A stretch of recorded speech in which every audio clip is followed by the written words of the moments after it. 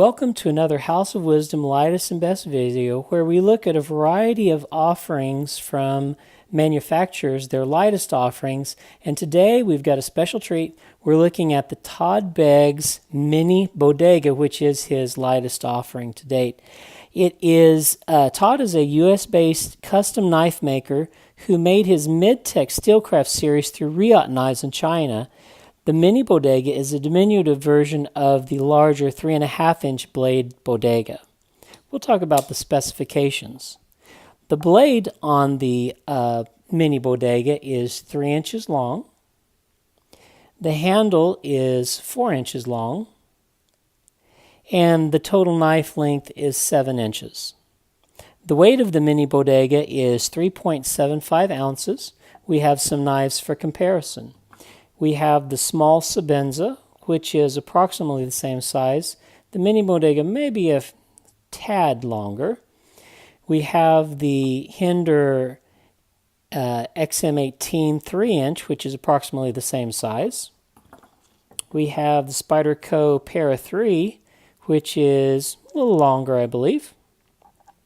And we have the Mini Griptilian, which is a little shorter, I believe. And so there are some comparisons of some common knives. The method of deployment of the Mini Bodega is by flipper. As you can tell, the flipper is placed a little bit ahead of the pivot, so it has a wonderful flipping action. The blade of the Mini Bodega is made from S35En steel. In this iteration, there is a two-tone spear point blade. They have a fuller with varying sizes of holes, 4 small holes interrupted by 3 larger holes, and this pattern is continued onto the lock bar. Also, you see 4 smaller holes with 3 intervening larger holes. The spine of the knife is jimped and then has some swedging on the top. The handle of the knife is extensively milled. As you can tell, the predominant pattern on this one is a shell pattern. Some people refer to it as the fish scale pattern. It reminds me of the Rococo period in the 1700s of France. They had art which had a heavy emphasis on a shell theme with gold overlays, and you can see the gold overlays surrounding the shell pattern, and then on the fuller groove on the lock bar also, as well as the clip and the back spacer are gold overlays. This is a cracked ice pattern on the clip. It's really pretty. Well, anyway, so the Rococo period. I'm going to put up a picture of a table made during the Rococo period so that you can see what I'm saying. Well, anyway, there it is. So there are different types of scales. There is a diamond pattern and a fan pattern also. I'll show you examples of those as well. Every bit of this handle has milling on it. I'm going to start with a faux pivot.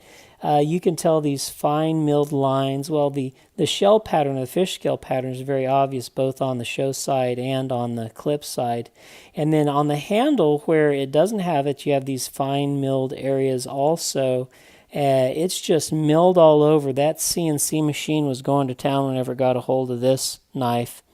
The interior of the knife is highly skeletonized. I'll see if I can shine some light on this so you can see it. There you can see it. You can tell those skeletonized pockets on the inside, which contributes to its relative lightness for being a full titanium knife. Also inside you can see the cracked ice pattern that's just beautiful. And then they have a lot of milling on the back of the knife also with a diamond pattern that's gold embossed. And you can see the cracked ice starts there and then goes over to the inside as well. The back spacer has a gear pattern on the end. It's blue, but then they buff the tips and they have a little gold on the edging there.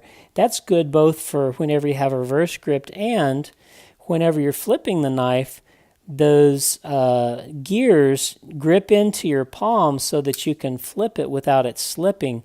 So it has a dual purpose there. And as I've mentioned, they have this gold diamond pattern on the back spacer with cracked ice on the inside. There you go.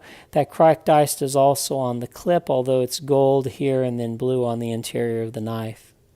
That cracked ice there. There we go. The pivot of the knife runs on IKBS bearings and is very smooth.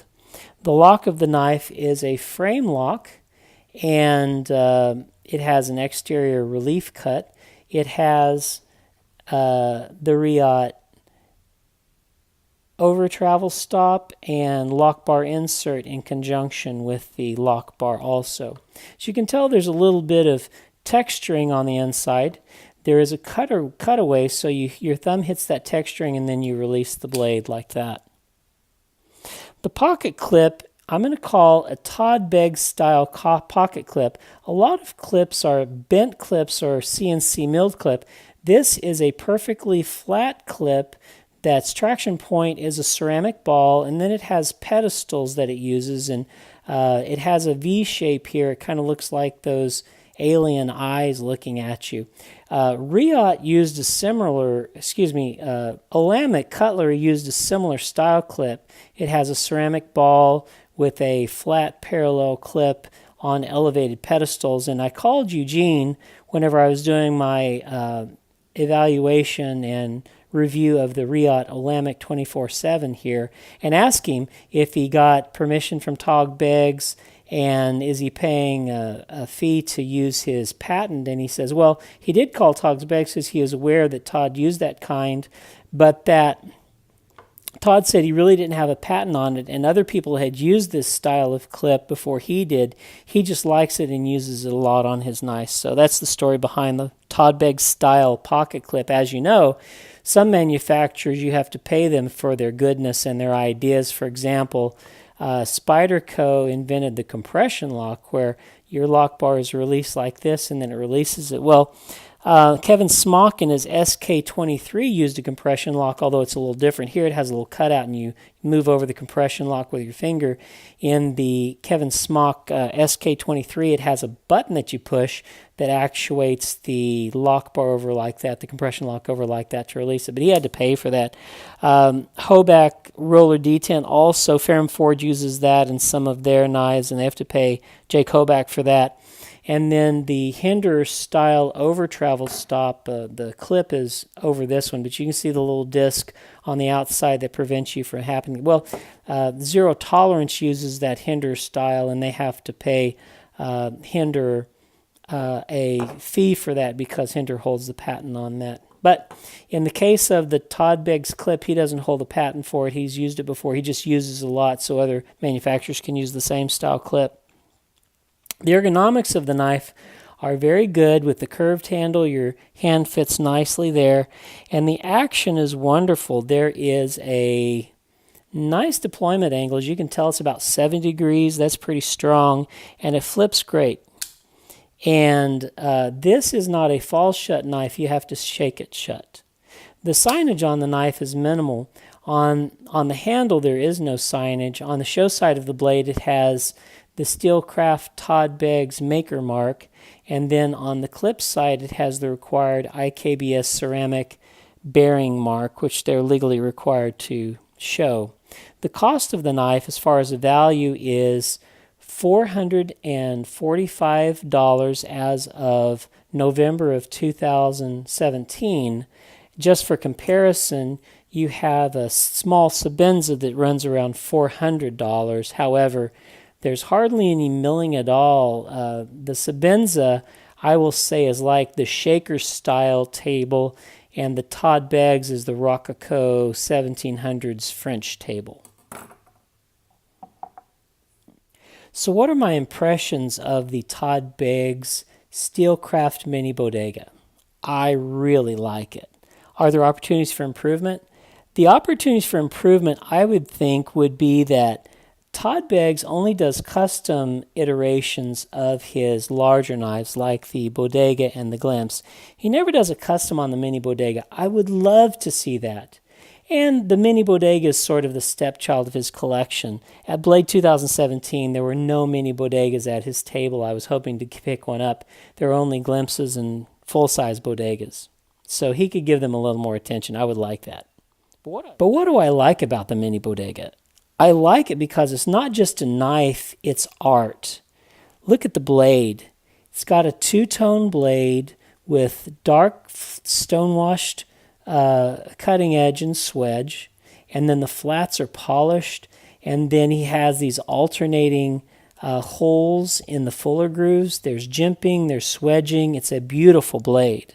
And the handle, with all of its intricate machining, the shell pattern, the milling on the faux bolster and the handle, and the fuller groove with the holes there too. This took a lot of machining. And the finishes, you have the cracked ice finish on the clip, and then inside the backspacer on the interior of the knife you have a cracked ice finish. Very few makers bother to do finishes this high end on the inside of the knife. They don't even do it on the outside of the knife. And then the mechanical fit and finish. You have a lock bar that has an over travel stop and a lock bar insert. It's a fast flipping knife and a smooth lock bar release. In summary, if you're wanting an intricately detailed, thoroughly CNC machined knife, the Todd Beggs Mini Bodega could be the knife for you.